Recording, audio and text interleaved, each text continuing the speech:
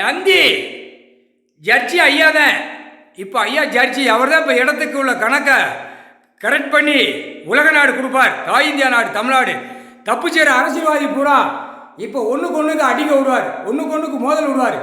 எல்லாமே அவன் பூரா பொய்யாட்டங்கள் ஆடுறது பூரா அவங்க எல்லா சிக்கல் உள்ள வரும். தமிழ்நாடு இப்போ கூடிய சீக்கிரம் பயங்கர சிக்கல் வரும். டெல்லி ஊடாடப்பட்ட மாநிலத்திலையும் சிக்கல் வரும்.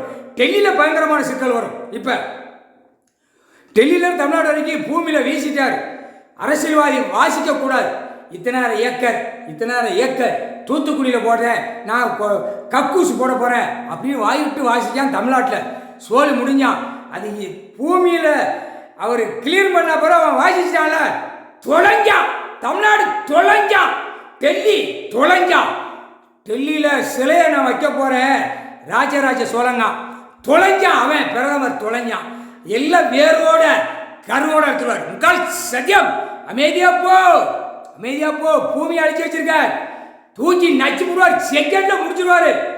எல்லாம் தப்பு செஞ்சு வச்சிருக்காரு. 7 ஜென்மம் தண்டனை கொடுக்கணுங்காரு. இந்த ஜென்மத்தில் தண்டனை கொடுக்கணும். ராணுவத்தை உள்ள கொண்டு வர வச்சு, முப்பட வானரப்படையில் உள்ள வர அழைச்சு, அரசியல்வாதியை ஒட்டுமொத்தமாக தூக்கி தண்டனை கொடுக்கணும் அப்படின்ட்டார். தண்டனை கொடுப்பேன் அப்படின்ட்டார். தண்டனை நான் நீதி அரசரா நீதிமானா உட்கார்ந்துருக்கேன், தண்டனை கொடுப்பேன். முக்கால் சத்தியம். அம்புட்டு அரசியல்வாதி கூடிய சீக்கிரமா உள்ள போயிடுவான் செயலறைக்கு.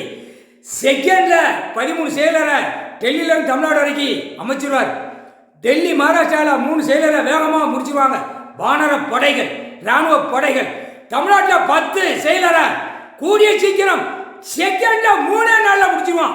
வேலையை போட்டு டக்குன்னு 3 நாள் நான் அடுத்தாப்புல அள்ளி போடுற வேலை தான். முக்கால் சத்தியம். செட்டி கிராமத்தை அலசி எடுப்பார். முக்கால் சத்தியம்டா.